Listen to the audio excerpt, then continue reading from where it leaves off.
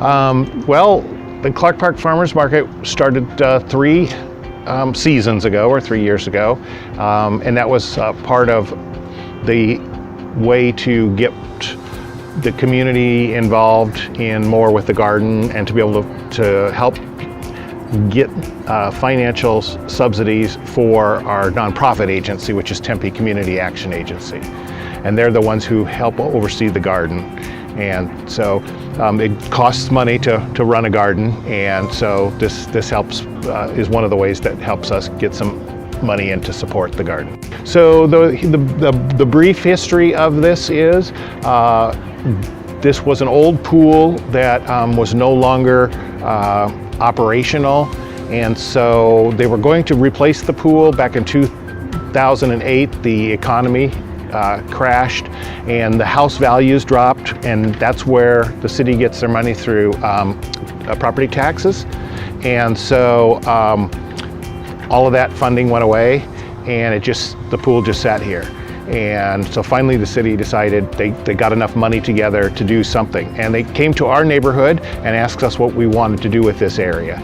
They gave us options like a dog park, skate park, or nothing, just plain grass, or there was a community garden was an option.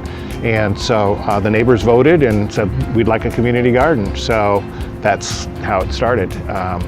And then the city helped us with a little bit of it. But again, the city didn't have to spend that much because all they had to do was just demolish the pool.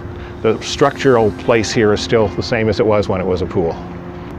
Oh, for starting the farmers market, originally the nonprofit agency had started a farmers market the same year that we started this garden up, and the farmers market was up at underneath the 202 bridge and Mill Avenue.